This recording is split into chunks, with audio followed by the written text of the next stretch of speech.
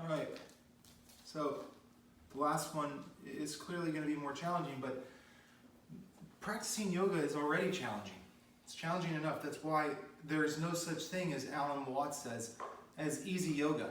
If you're going to practice yoga, then you're making a choice in your life to really peel back the onion and do something about all of that stuff that's inside of you, which ultimately, as you peel back the onion and the artichoke, always comes down to fear.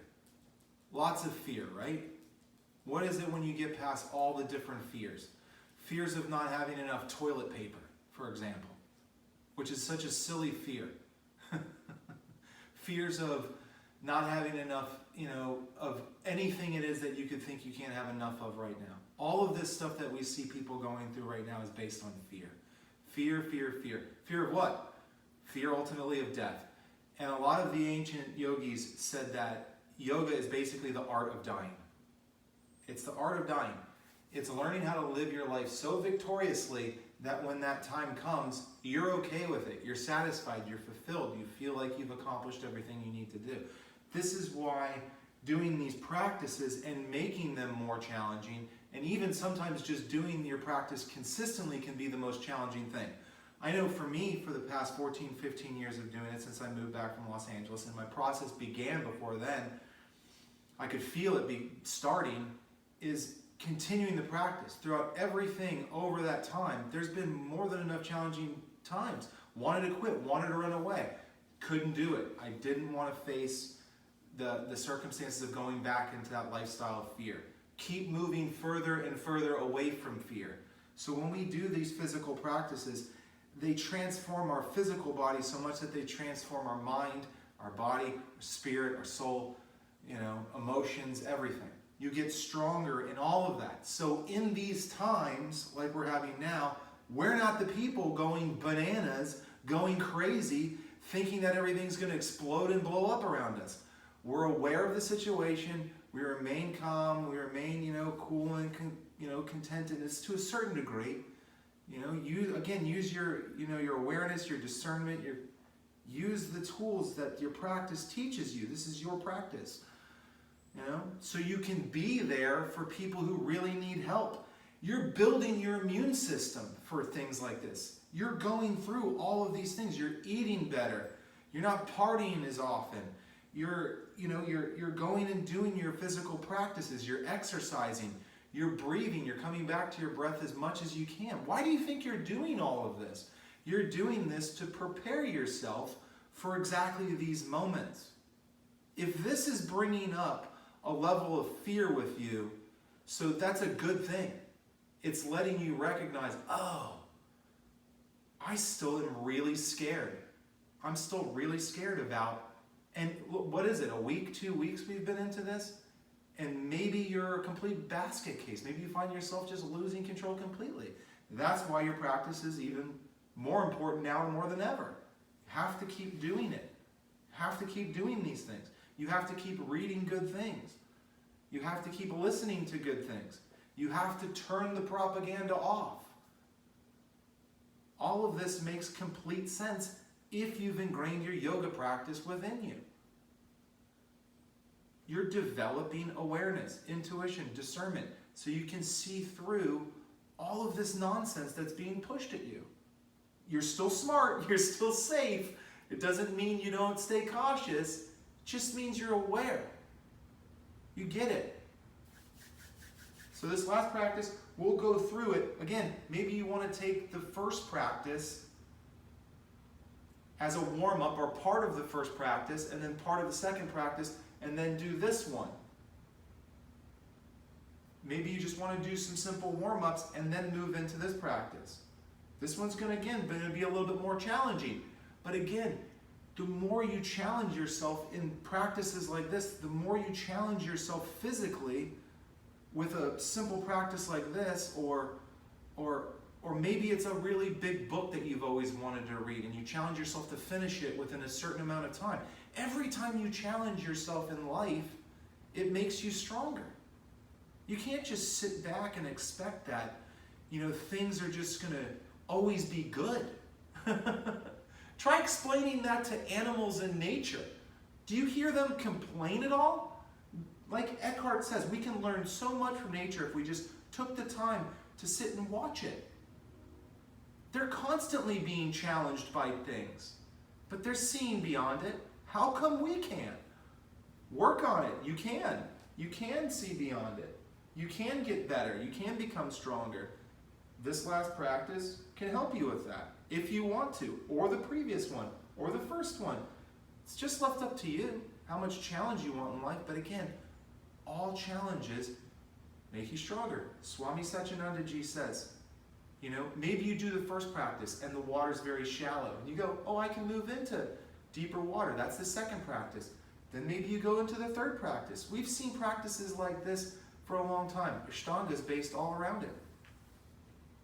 It's left up to you how deep you want to go swimming. But ultimately you realize how deep you're going to have to go. Eventually you're going to have to go into deeper waters, regardless of how scared you are about it at all. You're going to have to. I don't like particularly going too far out when I go to the beach into the water. But I challenge myself to go a little bit further sometimes because of that fear that was ingrained in me when I was a child about going too deep into the water. It was probably based upon Jaws the movie, something silly. But you can't be scared. You go a little further each time. All right. Remember, do some warm-ups first. Remember to center for a moment. Take some breaths. Do your intention, dedication, positive thought, or prayer. Whatever it is you need to do to center yourself. Always take that time before your practice. Center your breathing before you move through the practice, okay?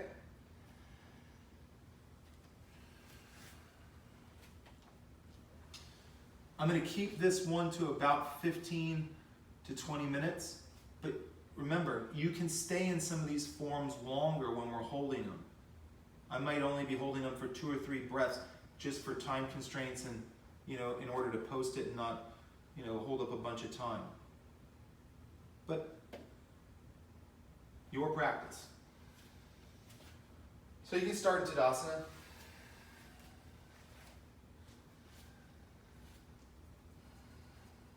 Keep it a little traditional here at the beginning with some Surya Namaskar A's, some Surya Namaskar B's, so just sun salutations, old school style. So find your Tadasana, center up, you're active, present, complete your exhale, inhale, reach. Urdhva. Exhale, fold to Uttanasana. Inhale, flat Ardha Uttanasana. Exhale, Chaturanga Dandasana. Lower. Inhale to your back bend, up dog or cobra. Exhale, down dog. Hold for several breaths. Maybe 3, 4, 5 breaths. Fingertips wide, neck relaxed, hips high, heels drop, feet are parallel.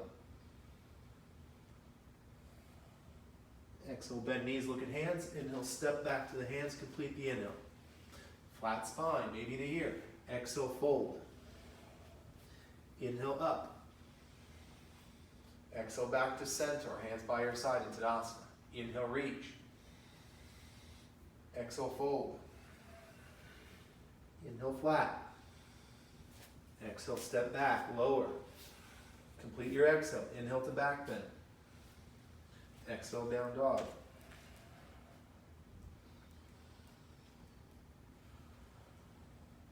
Exhale, bend knees, look at hands. Inhale, step. Flat. Exhale, fold. Release. Inhale, up. Exhale, back by your side or hands at heart center. Inhale, reach. Exhale, fold. Breath guiding movement. Inhale, flat. Exhale, back. Inhale, back bend. Exhale, down dog.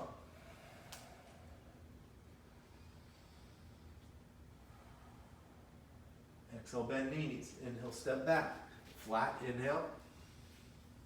Exhale, fold. Bend knees right there if you want. Inhale, up. Exhale, back by your side or hands heart center. Take a breath.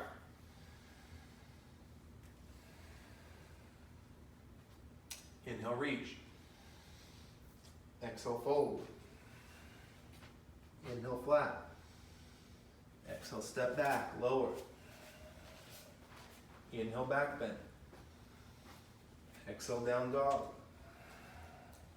Inhale, right foot forward, warrior one. Drop the left heel if you're comfortable, or lift the left heel. Hold and breathe.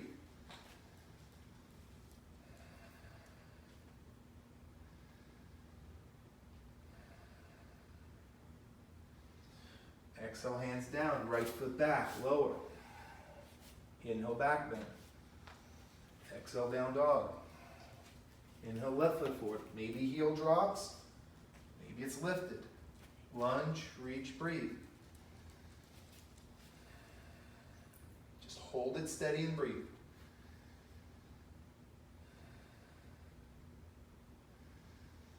Exhale, hands down, left foot back, tailbone tucked. You could drop the knees, then chest if you want. Inhale, back bend. Exhale, down dog. Hold and breathe. Exhale, bend knees. Look, inhale, step. Exhale, fold. Inhale, up. Exhale, hands back by your side. Inhale, reach. Exhale, fold. Inhale, flat. Exhale, back. Inhale, back bend. Exhale, down dog. Inhale, right foot forward, all the way up. Exhale, hands down. Lower. Inhale, back bend. Exhale, down dog. Inhale, left foot forward, all the way up. Exhale. Left foot back. Inhale, back bend. Exhale, down dog.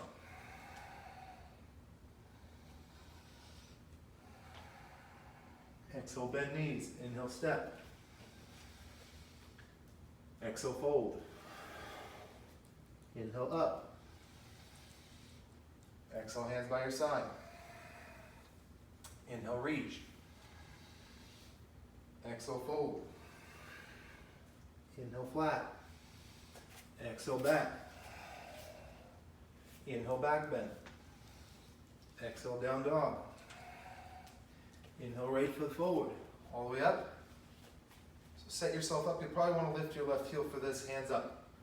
Inhale, straighten leg. Exhale, lunge. Maybe all the way down your knee. Inhale, straight. Exhale, lunge. Inhale, straight. Exhale, lunge. Inhale. Exhale. Inhale. Exhale, fingertips down. Inhale, reach up. Exhale. Inhale. Exhale. Inhale. Exhale. Inhale. Exhale, fingertips stay down. Inhale, straighten your right leg. Exhale, lunge. Inhale. Exhale. Inhale. Exhale. Inhale. Exhale. Inhale. Exhale, lunge, right foot back, lower. Inhale, back bend. Exhale, down dog. Inhale, left foot forward, all the way up. Inhale, straight. Exhale, lunge. Inhale. Exhale. Inhale. Exhale. Inhale. Exhale. Inhale. Exhale.